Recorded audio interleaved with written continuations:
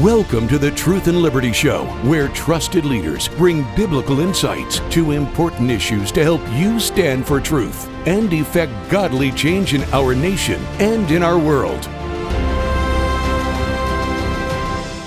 Hello, everybody. Welcome to the Truth and Liberty Show. So glad you could be joining us today. What do you think the number one issue in our country is today? You know, I think the issue is the sanctity of life and the unborn. And I say that because in America today, 1 million children a year are being murdered in the womb. One of the consequences of leftism, atheism, secularism, Marxism, whatever label you want to put on ungodly philosophy that has taken over our nation or is attempting to take over, is the disregard of human life. You see, to the people that don't believe in God, that don't understand that life came from God, that don't believe that human life, we're made in the image of Almighty God and that we have an eternal destiny, one of the consequences of rejecting that truth is that you no longer value life itself. Life itself is an accident, so who cares whether you end it prematurely or not? If life is an accident and there is no God, then the only thing that matters to me is my own gratification and my own satisfaction. So what's wrong with me putting my desires above the fundamental rights of that child that's growing inside of me if I'm a woman, inside of my mate if I'm a man? You know, the Bible says, "Lo, children are an heritage of the Lord." This is in Psalm 127. And then it goes on to say, "The fruit of the womb is his reward. As arrows in the hand of a mighty man, so are children children of the youth. Happy is the man that hath his quiver full of them. They shall not be ashamed, but they shall speak with the enemies in the gate." Psalm 127, 3 through 5. Do you know, in America today and in the West, we have exactly the opposite view from what the Bible says in Psalm 127. We look at children today as a burden. We look at them as a weight that ties us down and prevents us from experiencing what we really want in life. The birth rate in America for the first time is now below what it takes to actually keep your population even at a steady rate. It's been that way in Europe for several years and continues to decline. The Bible says that children are a blessing. Why does it say that? Well, because children bring life. Children bring joy. Children bring dreams. They bring hope. They bring a purpose to our existence that's greater than ourselves. I'll never forget, as long as I live, the moment when my sons were born. And, when I held my firstborn son in my arms when he was born, I was absolutely blown away as I looked at him and marveled at the incredible beauty of God's creation and the fact that my wife and I were part of this process in some way. I instantly fell in love, you know. It was unbelievable. It was a supernatural experience. You know, 65 million children have been killed in America since Roe versus Wade. I know Roe's overturned, but they continue to be killed. They continue to be murdered at a rate of $1 million a year, 1 million children a year, because what we've done, instead of surgical abortion now, we're killing babies with drugs shipped through the mail. Women are aborting their children in toilets. These 65 million children, what if they were alive today? What if they had not been murdered in the womb? Would any of these children have found the cure to cancer? Do you suppose any of them would have become great leaders or even the President of the United States or become people that change the world? How many would be, do you suppose, great writers, great artists, great athletes, great researchers, great engineers? Would there have been any of them that would have had, the ingenuity and the genius of, say, an Elon Musk or a Jeff Bezos or a Bill Gates or a Steve Jobs?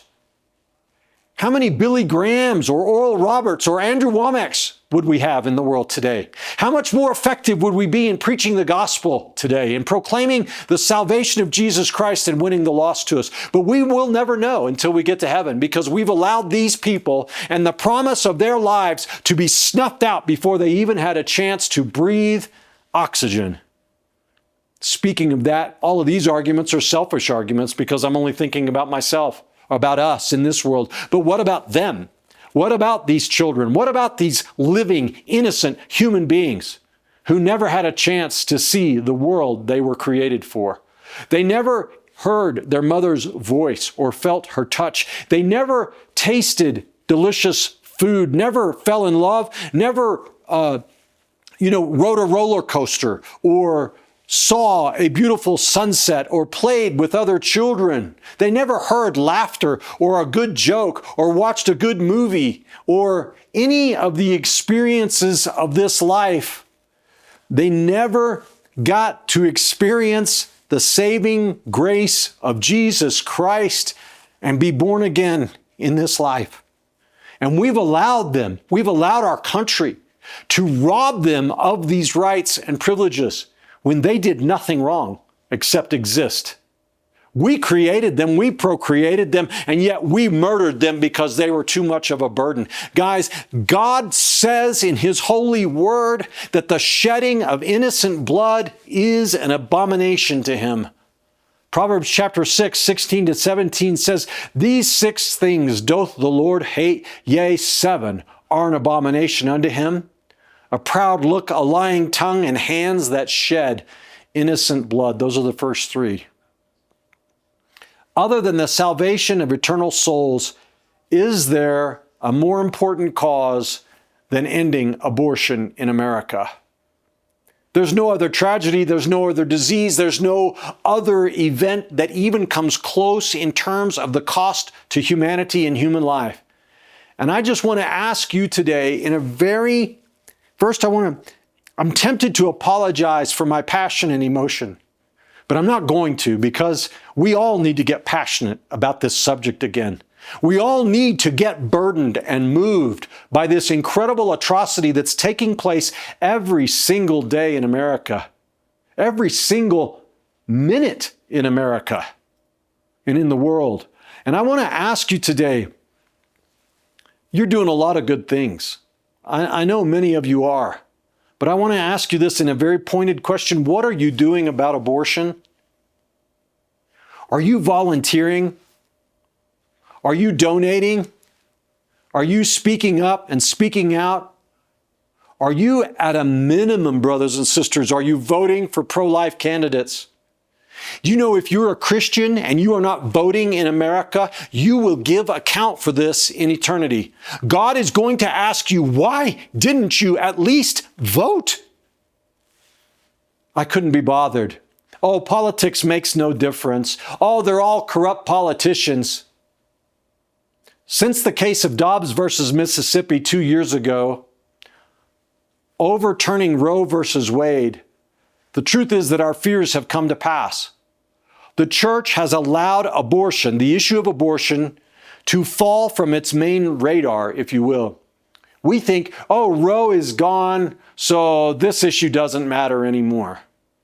The exact opposite is true. We have to defeat this wicked agenda now at the state and local level, not just at the federal level. This is a much harder task in many ways. And we have to rise up and do this. So I just want to give you some quick ideas. Is your church observing Sanctity of Life Sunday? Is your pastor teaching and preaching on abortion? Is your church caring for single moms?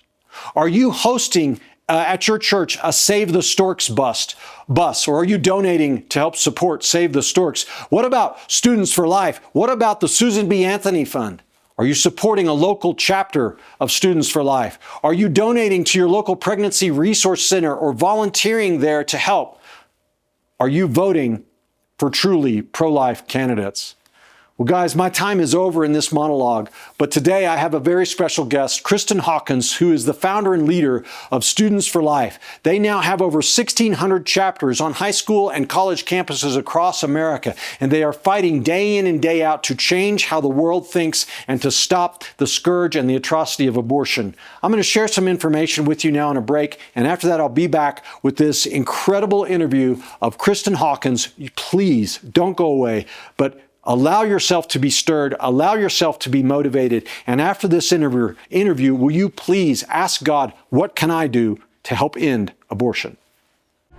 It can be tough being a pastor in a world that seems to have gone mad, where the wolves wear suits and laws try to silence the pulpit.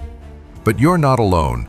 That's why we created the Pastor's Toolkit, trusted, ready-made resources to help your church engage biblically in public life.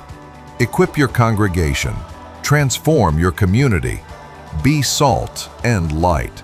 Visit truthandliberty.net.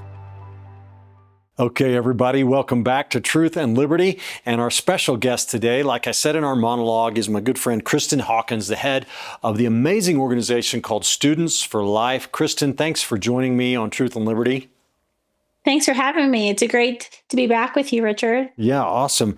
Well, congratulations, 20 years for Students for Life. What an amazing organization God has built through you and all the people that work with you. What an accomplishment. It's really awesome. Yeah, it's been incredible 20 years, very quick moving 20 years. I will say it went by very fast. But I do think it's truly a testament to asking the Holy Spirit to kind of lead the way, and you just hold on as tight as possible for the ride. I think that's a good way to summarize the past 20 years. And it's been incredible just to see. I came across this weekend a box of old material that, we first started out back in 2006. And it's just incredible to see just the transformation and the witness of staying true to kind of the mission that he's called you to, and persevering through all of the challenges, and really trying to always follow his will. And where to go next. And I think that's, extremely difficult in the movement. Something I constantly pray for is wisdom, because there's so much going on a single day, whether it's, on a campus level with discrimination, our Students for Life groups, the events, the conversations they're holding to change minds of those most targeted by the abortion industry, or if I'm talking about something happening at a state capitol, or something happening in Washington, D.C., or something within the Trump administration. It's a nonstop day for me every single day at Students for Life, with so much to do, because this battle is multifaceted in our mission, really to kind of change culture and change hearts and minds, but then also to change laws and change how our government deals with the scourge and the brutality of abortion. Well, you've done an amazing job over the last 20 years, Kristan. How many campus organizations does Students for Life have now? I have no idea. No, I don't know the exact number. It changes every day, Richard. It's a little over 1,610 as of this moment. I don't want to give you the exact number. No, then because time this airs or whatever, I will be corrected. So yes, it's constantly changing. We thought we would end this school year with about 1,600 groups, so we will well surpass that. And sadly, some of that is due to the assassination of my friend Charlie, where we've seen this massive influx of young people who have decided, I'm going to raise my hand and I'm going to do the hard thing since September. And so we've seen social media and interest with starting Students for Life groups. Even within some of the Turning Point groups, we were able to partner and work with just this explosion of young people who want to be courageous now and want to pick up the mic for Charlie. And so that's been inspiring to see this horrible tragedy, to see this number of these young people. We're going to reach, I think, at our National Pro-Life Summit in a week and a half, we should reach 250,000 students trained. Oh, that is so awesome.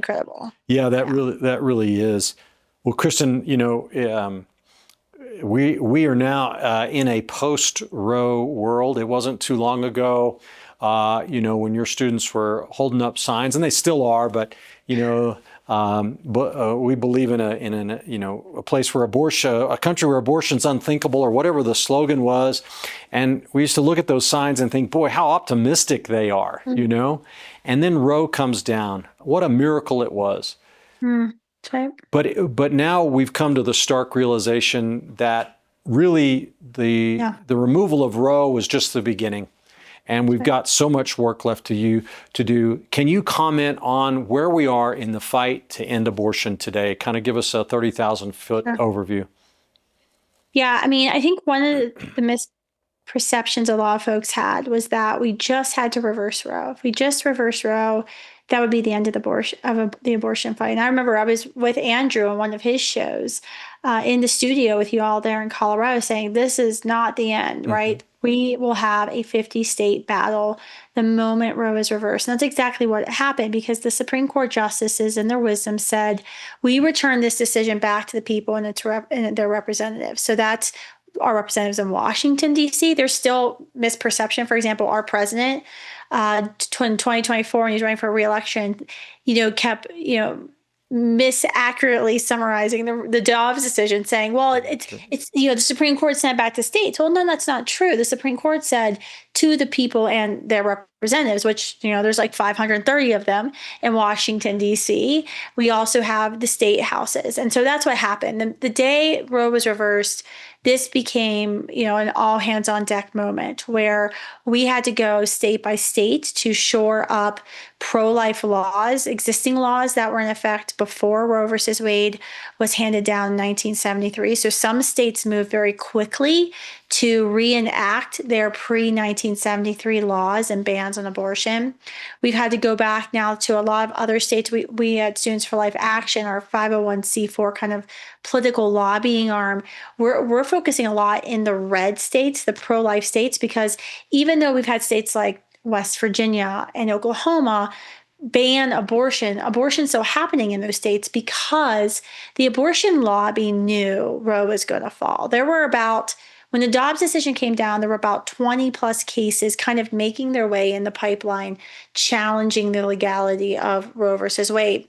They weren't stupid. This is a $2 billion industry. And so what they had done in the years leading up to the Dobbs decision and Roe's reversal is they started changing the actual abortion industry, one from surgical abortions to chemical abortions. And the Biden administration was all in on helping them do this. And in fact, they used the COVID pandemic as cover for a lot of reckless decisions that came out of the FDA in 2021, just a couple of weeks after the oral arguments at the Supreme Court, which if anyone with a brain listened to those oral arguments, you kind of knew Roe was going to fall because the argumentation from the pro-abortion side was, I think I probably could have done a better job just learning in school how to debate from the other side, right? So the FDA immediately came out before Christmas in 2021 and said, we're deregulating chemical abortion pills, meaning pharmacies can prescribe them, can give them out. We are not going to enforce a federal law, the 1980 Comstock Act, which still to this day is in effect and bans the mailing of abortion-related materials. They sent a memo saying, we're just not going to, DOJ, we're just not going to enforce this law. And so what happened was they transformed the abortion industry. So even though now we have states that technically are abortion-free, abortions are still happening because these illegal chemical abortion drugs are flowing into the state. Rapists can order these drugs. Parents can order them. A girl can order 10 of them and just have them on standby for as many abortions she wants to have. These pills are extremely dangerous. An Ethics and Public Policy Center data of over 800,000 insurance records from this May proved that more than 1 in 10 women who take these pills will end up in the ER with life-threatening, severe consequences. Problem. Now, not only are they deadly for the baby, they can be deadly for her and they're life-threatening for her. But this has all been going on because the federal government deregulated abortion. And so when we think about our post-Roe fight, we have to think about what's the actual state of the industry.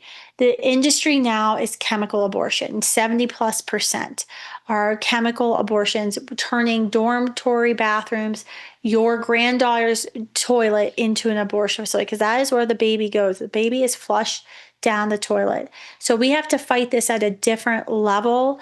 And this is in red Republican states as well as the blue Democrat states. It doesn't matter because these drugs are still flowing in.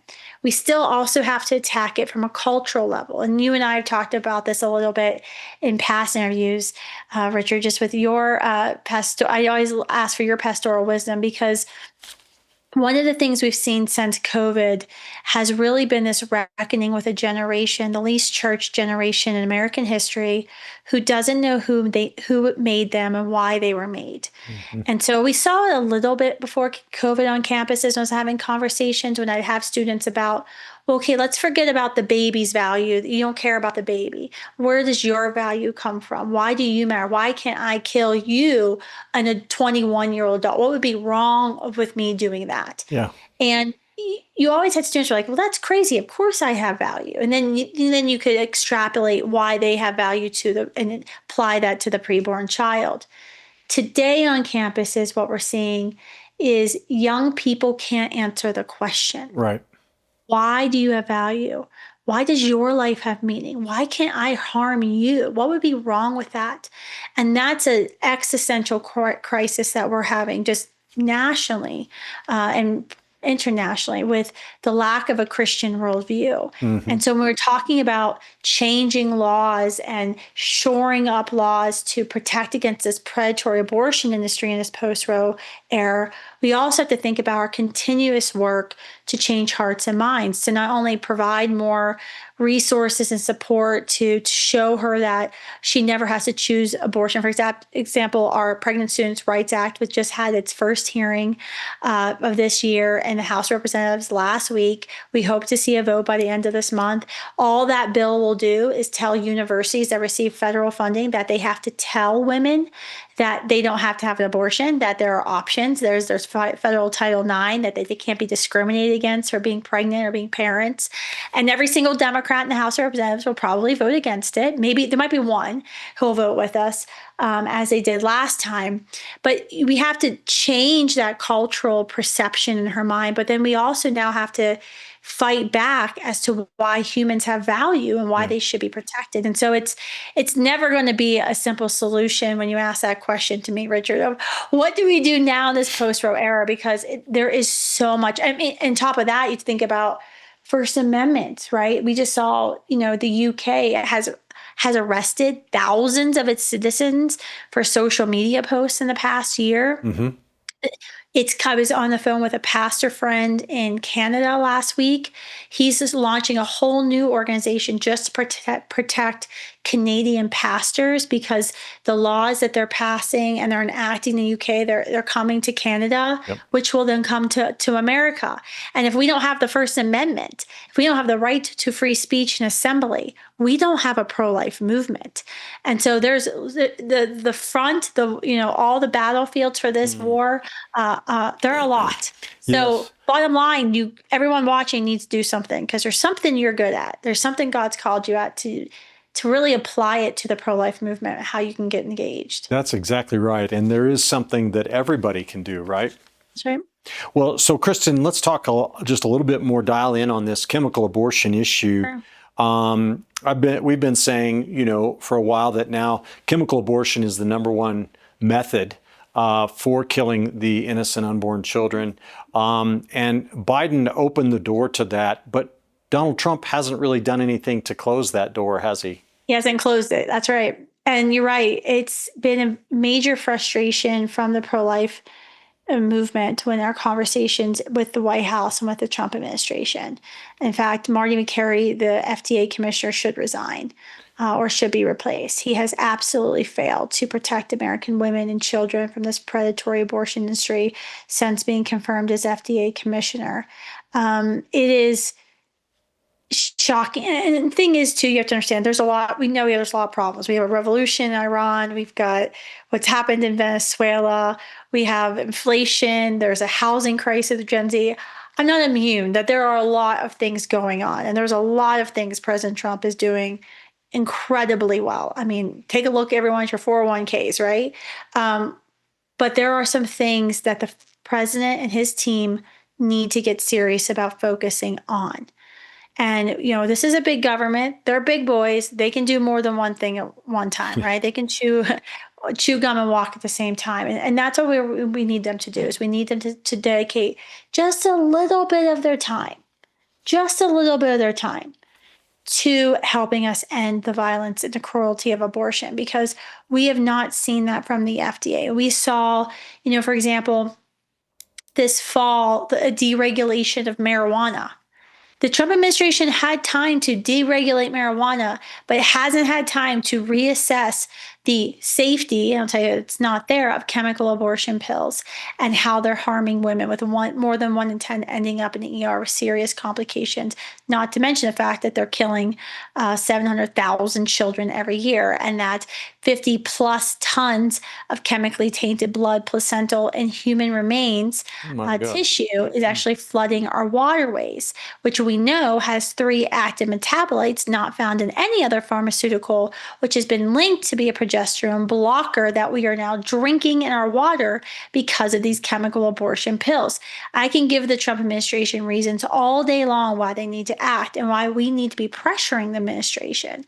And that's what it really comes down to, Richard, is what do we need to do? We need to get louder with the Trump administration. When we're talking with the president, when we're tweeting at him, or commenting about something good the Trump administration has done on social media, we also need to be pressuring them to step up and lead when it comes to the chemical abortion in our country, because they are failing. The FDA is failing to act to protect women and children from this terrible drug, which the abortion industry is making billions of dollars on. So to effectively stop most of these chemical abortions, all that needs to happen is the FDA needs to enforce the law that's written, the Comstock Act. You can't mail these you can't ship abortifacients through the mail, and this drug can only be administered under the supervision of a medical doctor. Those 2 things would do it, right? Oh, it would be huge. Yeah. I mean, think about, you now have, for example, my home state of West Virginia. It's very proud. They moved swiftly to ban abortion. We have an anti-chemical abortion trafficking act we introduced last year in the legislature. The Republican, quote, pro-life Speaker of the House held the bill up. We're hoping to see that bill, even though it passed the Senate, getting through the House, we're hoping to see it pass, because you have a very pro-life state in West Virginia, a state that stood up very quickly and said, we're not tolerating abortion. We no longer have to. It doesn't matter, though, because in the state of West Virginia, there's billboards advertising. I was actually in the West Virginia Attorney General's office, my dear friend J.B. McCuskey, his office, and I said, let me show you in 3 minutes how I can violate all West Virginia state laws on abortion. And I was ordering chemical abortion pills in the Attorney General's office, proving to him that these laws aren't having any effect because we're not enforcing it. And so if because of the Biden administration's reckless decision, we now have a precedent sent to DOJ that we're just not enforcing our laws. The first thing that needs to happen is the DOJ, Attorney General Bondi, needs to say, we are now enforcing the Comstock Act. This has been the law of the land since 1890. Democrats have known about it. They amended the law in the 1960s. We are now enforcing the law. You can no longer ship. The FDA needs to come out and saying, we are revoking our COVID era, protections, and you have to go back and actually have to be seen by a doctor before you take chemical abortion pills, which, by the way, is common sense, because if a mother is experiencing ectopic pregnancy, the pregnancy test will prove positive. She's taking these pills not knowing the child is lodged in her fallopian tube. And these pills will not end the life of the child. She will remain pregnant, and if it is not caught, she will die because her fallopian tube will burst and she can bleed internally. She'll bleed out. This is just common sense. Before a doctor would prescribe these life-ending pills, was to make sure, one, that she's actually pregnant, to locate where the baby is, to ensure that the baby is in the womb, so these pills will kill the baby. And this is if you are a, quote, and good abortionist, right? If you're an abortionist that just wants to kill babies and doesn't want to also kill women, this is common sense. I mean, I know you can't use that word good abortion. I mean, these are people No, I that get profit it. off Yeah. pain and It's death, horrible. right? Yeah. But like, this is common sense. I make this argument all the time to college students. I'm like, even if you disagree with me, don't you think this is just common sense? In fact, last year, our research institute, our Dimitri Institute, did polling with YouGov on Gen Z and Gen Y voters. This is a 70% plus issue with Gen Z and Gen Y voters, who the majority of which said they were pro-choice. I'm re-polling that. I'll get the stats here in a couple of days just to see if anything's changed over the last year. It won't.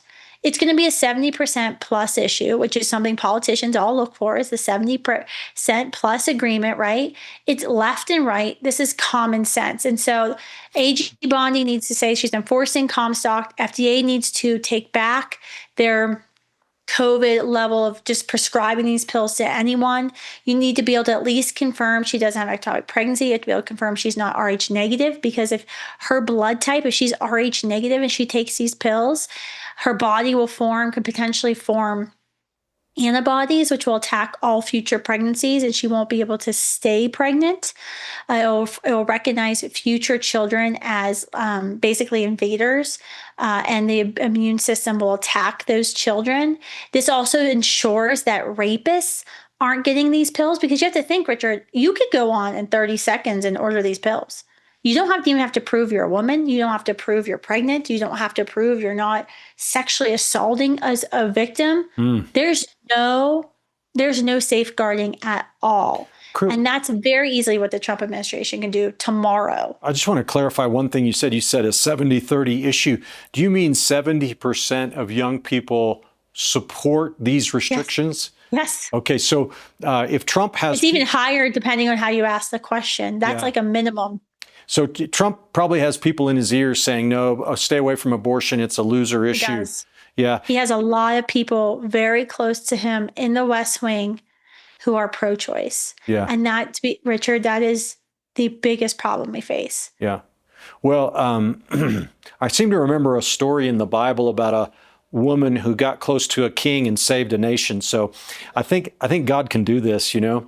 But Kristan, there's something that's sort of on the radar right now that everybody needs to know about, and that has to do with Obamacare and retooling Obamacare. Yep. The House passed, this was sort of held over from the recent budget battles, and the House has passed a bill, but this bill doesn't have any restriction on federal funding of abortion through Obamacare subsidies. Can you comment on where we are in this battle, and what do we need to do to make sure that the unborn are protected?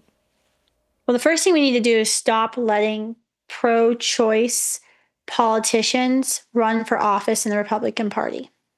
The Republican Party is pro-life. Since 1976, when Congressman Henry Hyde introduced his Hyde Amendment, which bans federal funds from paying for abortions except for rape, incest, life of the mother, every year that Hyde Amendment has to be renewed. What just happened in the House of Representatives is we had 17 Republicans who betrayed the base of the Republican Party, the very platform of the party, to vote with Democrats to pass an Obamacare subsidy act.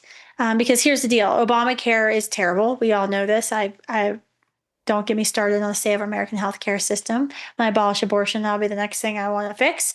Obamacare is bad. The silver plans are expensive. They have high monthly premiums. They have astronomical deductions. And you can't keep your doctor, despite everything President Obama said, right? There's very limited networks.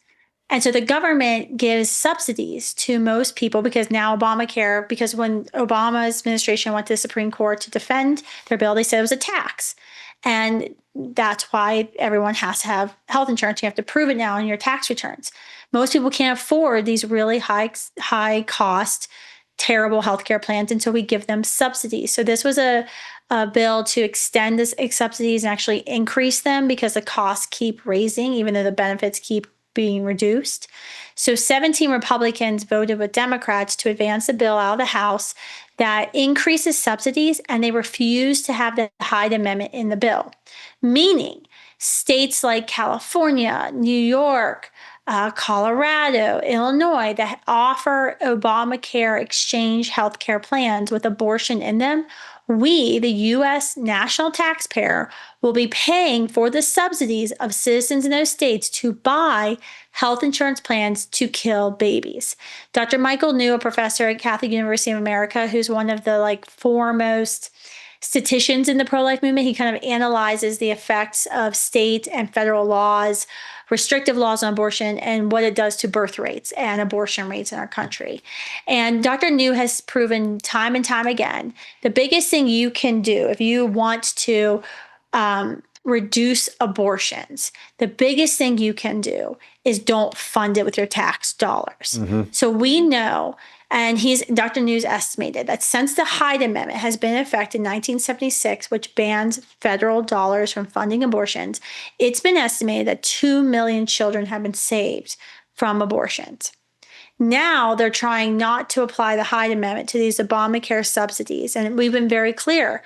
If there's no Hyde, there's no spending deal, especially when it comes to healthcare. This is no bueno. So the bill has made its way over to the Senate. We have been told from Senate leaders that it's dead on arrival. I don't know, that's never definitive, but that's a good sign that the Republican Senate leadership has been very clear that they're not going to cave on Hyde. But we need to continue to tell Senator Thune and Republican leadership, no Hyde, no deal. There can be no deal made because what the president said the other day, what you and I were talking about before we started this, was the president actually was telling Republicans last week that they might need to be a little flexible on Hyde, meaning he wanted to see a deal done. And I know the president's a deal maker. He likes to make deals. But part of having the art of the deal is not to give away your long-standing base, which is what this would do. If you get rid of the Hyde Amendment, you will betray the entire pro-life Christian base of the Republican Party. And Kristan, I agree, of course, with what you said. No Hyde, no deal. But just to be clear about what we're talking about, the Hyde Amendment, it has to be. Does it have to be passed with every spending measure, or why is the Hyde Amendment not always in force? It's not permanent. So for the past several years, Congressman Chris Smith, Republican of New Jersey, has attempted to pass a federal, no taxpayer funding for abortion act.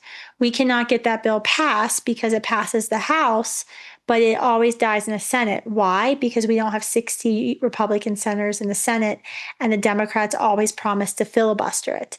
So we cannot make it permanent because we do not have 60 votes in the Senate. And Democrats are so beholden to the abortion industry that, yes, they will filibuster a bill that says taxpayers shouldn't fund abortion, which, by the way, is a 75+% issue with all Americans, pro-life or pro-choice. Yeah. Pro-choice Americans do not like the idea of funding abortions, just like how pro-life Americans do not like funding abortion. But that's how beholden Democrats in Washington, D.C. are to the abortion lobby and how much power and influence Planned Parenthood and the abortion lobby has. So every year, the Hyde Amendment has to essentially be reattached or renewed on these budget spending measures. And that's why we're having this fight, because we don't have a federal Hyde Amendment bill. It's a budget amendment. So what can people do right now to influence this? Is there a petition, a hotline? Should they call their own senators and congressmen? What? Call your U.S. senators. Go to senate.gov. Call your 2 U.S. senators and tell them no health care bill should be passed without the Hyde Amendment attached. I don't even, even if you disagree with me and you think Obamacare was the greatest thing since sliced bread, fine, whatever. I disagree with you. However, every Christian should be able to agree that we cannot pass any Obamacare extension, subsidy renewal, subsidy increase that does not include the Hyde Amendment. This is common sense. And this is one of the things when the government shutdown back in October was the most unreported story. Yep. Part of the government shutdown was because the Democrats were trying to insist on taxpayer-funded abortion. That's right. And would not concede on this point. Yeah, and so what about calling the White House? Is that something people need to do as well? Yes, absolutely. That would be fantastic to call the White House and tell the president, what are you thinking? There can never be flexibility on Hyde. No Hyde, no deal on Obamacare. Yep.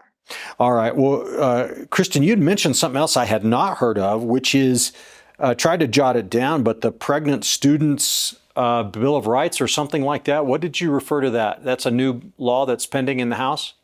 Yeah, so we last year was the first year this was a Students for Life inspired bill based on our very own experiences on campuses, where we talk with pregnant students, women even women who've had abortions, who said, "I wouldn't have had abortion if I had known there were accommodations and protections for me in place." And I think that this, it's a very simple bill. It doesn't cost the federal government any more money, but it simply says if you are a federal agency, a university receiving federal funds, you have to, in your student guidebook, tell women where they can go in your community and on your campus for nonviolent pregnancy health care, and remind them about their protected Title IX rights and the Pregnancy Non-Discrimination Act. Because what we've found time and time again on campuses is that so many women are choosing abortion because they literally do not know that there's help.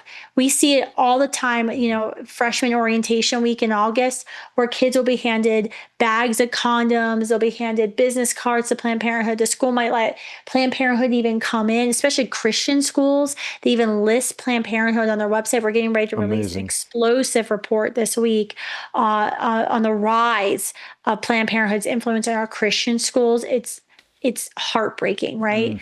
And we're not telling women there's another option. Yeah, absolutely. Well, very good. Now let's talk about just a little bit more about the abortion pill, as it's called, or chemical abortion. Do you think states have the power to restrict the distribution of chemical abortion in their state, even if the FDA does not? Or is this a case of exclusive jurisdiction in the federal government? No, absolutely. States have, when you're talking about classifications of drugs, states have a lot of power to classify the schedule class of drugs and how certain drugs are dealt with in their state, their pharmacies, their healthcare facilities. They absolutely have the ability to do that. States also have the right to say, we are going to enforce our pro-life laws. Our attorney general is going to sue abortionists or like midwives in their basements in New York City who are sending chemical abortion pills that they get from India and haven't even tested if they're actually chemical abortion pills or not. They absolutely have the right. And this is why we've been working with a lot of attorneys general across the United States, dozens of them. And we've seen a lot of them actually step up, write letters to the FDA, calling for the FDA to do its job because they've seen the scourge firsthand. And so we've got to keep equipping these attorneys general to do the right thing, at least in the Republican states, to say, look, we want to uphold our common sense pro-life laws. And the federal government's negligence and the FDA's negligence on this issue is actually causing our laws to be skirted. And states have a right to, this is what Dobbs said, right? The Dobbs decision said states have a right to protect the interests and the very lives of people within their states, i.e., they have a right to stop abortion in their states.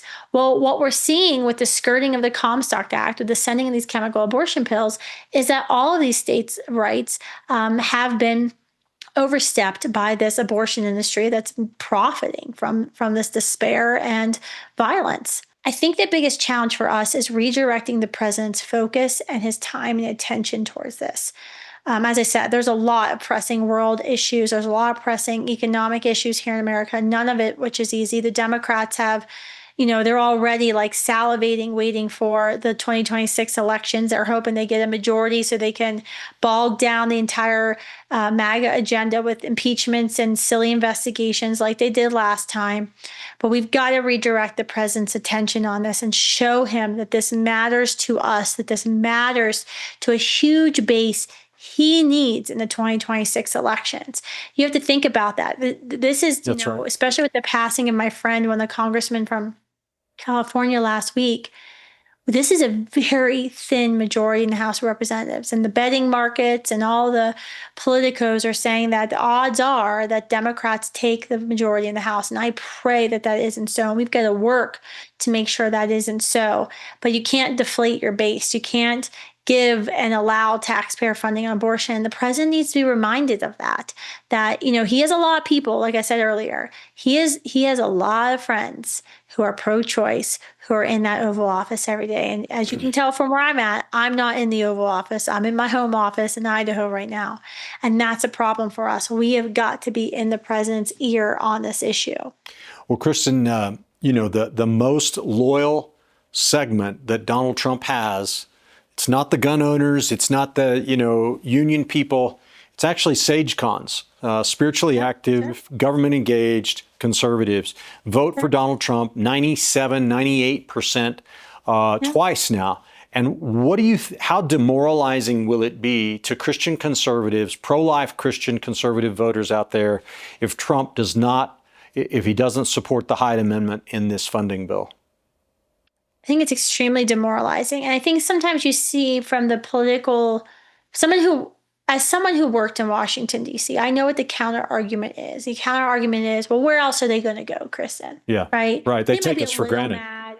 Yeah, they're going to be a little mad. But at the end of the day, Democrats are for late-term abortion up until the moment of birth, and we're not. So they're going to vote for us.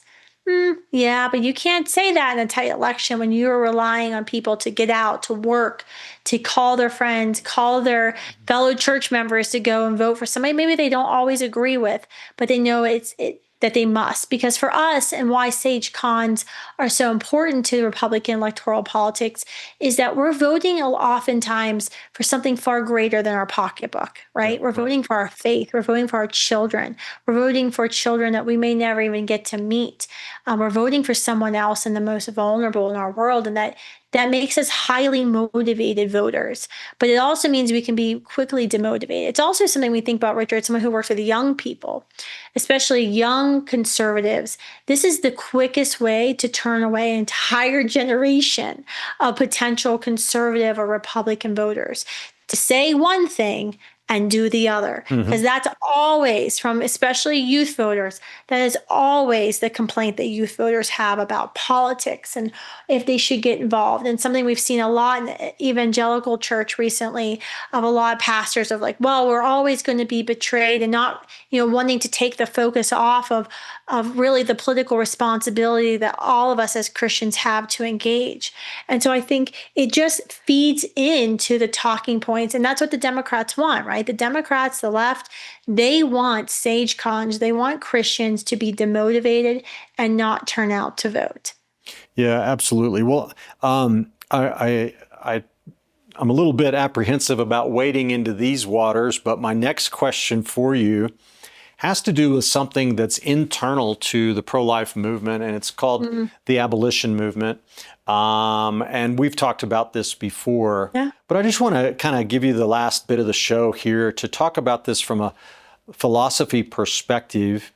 I know you live and breathe for the abolition of abortion. That's what your life is about.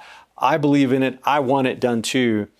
Yet we have some people in the pro-life movement who've come to believe that because we believe in the abolition of abortion, then the only thing we can ever vote for is a law that bans all abortion, and that all activity that's devoted to anything less than that is a betrayal of the cause. Am I framing that correctly, actually, first and foremost? And in fact, our mission at Students for Life is to abolish abortion. It has been for 20 years, right? In fact, but the argument even goes further than that. They view voting or working for any bill that's going to save some lives, not all lives, as a betrayal, but then also any bill that doesn't include prison time as a betrayal. And oftentimes these, abolitionists, they say that they're not pro-life, that they want to destroy the pro-life movement. It's battles that we actually have already seen play out. So, for example, in Canada, in 1988, they had no pro-life laws in Canada. There was an agreement made within the Conservative Party that they were going to ban late-term abortions. Not perfect, but it was going to be the first actual ban on the books. They had gotten essentially a handshake deal with their Supreme Court. This has been written about. that they would not overturn it. It was going to be the first step to starting to save lives and trying to implement a cultural change with abortion in Canadian law. And what happened was there was two factions within the pro-life movement there in Canada. And one faction got very loud and said, we have to oppose this bill because it doesn't ban all abortions, and actually worked to defeat the bill alongside the abortion industry. When that happened, the Conservative Party washed their hands of the movement. And still to this day, the pro-life movement is basically a non-starter, even in the Conservative Party in Canada. No one will even touch it. They pushed too far and they turned off their only allies. And I think that's an important lesson for us. And it's something we've debated in the pro-life movement in the 90s, but we've started to see this kind of come back with a new generation. And it's something it's really interesting. The scripture that's being quoted to justify this kind of killing all pro-life laws or attacking pro-life laws, it's a lot of Old Testament scripture. There's a scripture verse from Deuteronomy, one from Exodus. And what's happening is they're applying laws that were for a Jewish theocracy to the United States of America. And in fact, the Deuteronomy law calls for capital punishment in cases of child sacrifice. And that's the verse that's often cited as if we're going to be, adherent to God's law, then we need to adhere to this verse in Deuteronomy. And often the New Testament isn't quoted by these folks. And I think that's really concerning, because what we're called to do in the pro-life movement is to end abortion. And we have to be wise, right? We have to understand where this isn't a Jewish theocracy. This is not heaven. We live in a very broken world, and we live in a country that's a representative republic made up of people of all religions and of all views. Trust me, I meet all of them on campuses. And what we have to do is move culture closer and closer to the Christian worldview, the worldview that's the correct worldview, that we all were created in the image of God, and we are all infinitely valuable. And so we have to do that. And I think we have to be careful when we get. It might sound like, oh, this is easy. We'll just pass a law to ban all abortions and put everyone in jail who's had abortions, including women. Mm-hmm. One, that turns off about half of the population to listening to anything you have to say. And two, it's a political non-starter. It causes these politicians to wash their hands of this. And what we do in the pro-life movement, and I know I got 40 seconds to explain this, so thank you for giving me the last 4 minutes, Richard. Yeah, you go for it. But what we do in the pro-life movement is we are unpopular, right? I go into a room in Washington, D.C. with some of these politicians, and I know they dread seeing me, right? Because my job is never to be happy until abortion is ended. My job is always to push. I had a very well-known politician on the phone with me a couple months ago complaining as to why I wasn't thanking him enough, and why, after we defunded for Planned Parenthood for 1 year, why I just wasn't happy enough. And I was like, well, you could have done it for 10 years. So I think we had to be constantly pushing and advocating for the complete abolition of abortion. But we have to do it in a wise way where we're actually moving culture in our direction, and we're actually getting incremental wins. Because until we get those incremental wins and laws in the books, we're not going to see a total abolition. Yeah. And in the meantime, babies are dying. I think that's the thing that's so frustrating about this, and I know I'm out of time, is that we're not advocating for like a tax policy, right? Like a flat tax. And like, okay, if you're not passing this flat tax, then I'm going to blow up your bill. If you're passing some moderate tax or whatever, they'll slightly help them out. Whatever, I don't care. We are talking about real human beings who are being brutally dismembered and killed. I ethically, morally, cannot sleep at night knowing if we could pass a bill to save some lives, even though I know it's not perfect, I'm going to be happy about that. And now I have to get up the next day and march to save more of them. But I'm going to take the win as much as I can, because this isn't like some abstraction. These are real life children. Yep. And we have to stop treating them as abstraction, as if that's what the abortion industry does. They talk about these kids as if they're not really here. It's just a choice, a clump of cells. It's health care. It's reproductive justice. And we can't fall into that trap, because there are children dying. And I guarantee you, if you're standing in front of a building, an orphanage that's on fire, and you and I are standing outside, Richard, and we know There's no way we're going to save all children. There's 4 stories. You and I would both rush into that building and grab as many children as possible. We'd be on our phone calling for help.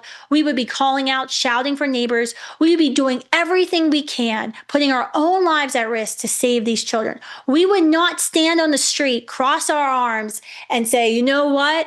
We can't do anything about it. In fact, we're going to block entrance to this building so no one can go help these children because we can't save them all. That's a preposterous thing, but that's sadly what we're starting to see in some of our states with this so-called abolitionist mindset. And it means more babies die. Well, Kristan, I'm taking time out of my monologue now to finish this a little bit because I think it's really important. I think one thing that's important is that we don't attack each other's sincerity of conviction on the issue, that we stay unified on this, and we recognize this as a debate over strategy, not a debate over the fundamental principle of protecting the unborn.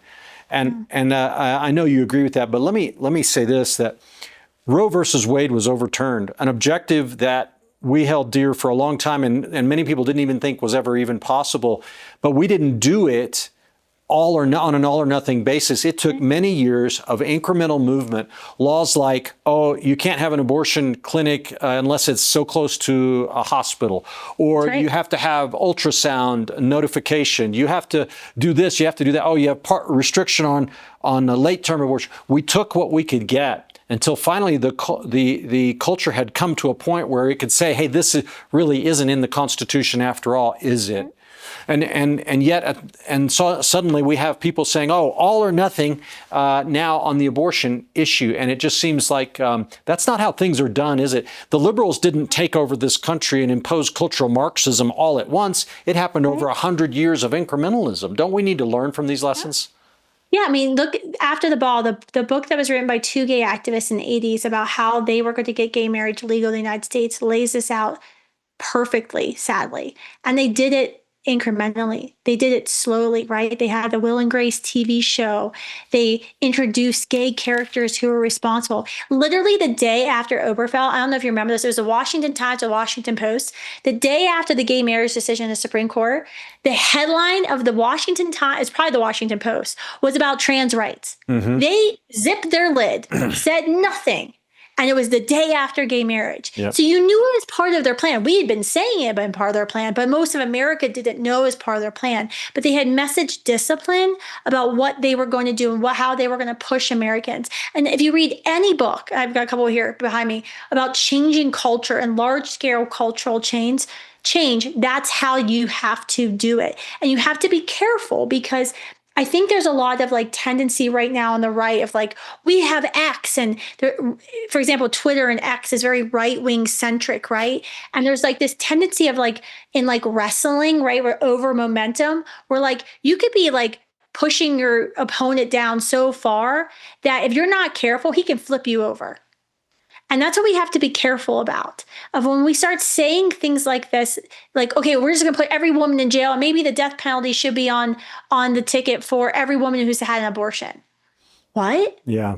We're going to shut down the conversation. I'm not going to change hearts and minds. I'm not going to reach her. I'm not going to get that cultural change I need. And I'm certainly not going to get a squishy Republican legislator who's afraid to do anything hard because that might cost, he feels like he's going to cost his election, to step up and be courageous. And that's a huge tactical misstep that some folks are making. Well, again, it's principle versus strategy, and I hope that some people hear this and realize the difference between it too. But Kristan, it's been awesome having you on the show again. Thank you for your passion, your integrity, and your sacrifice in this area. Tell folks real quick how they can find your organization and get involved. Studentsforlife.org, or you can follow me on Instagram, X, Facebook, Kristan Mercer Hawkins. All right. Thanks, Kristan. God bless you. Thanks, everybody, for watching. We'll see you again next time here on Truth and Liberty.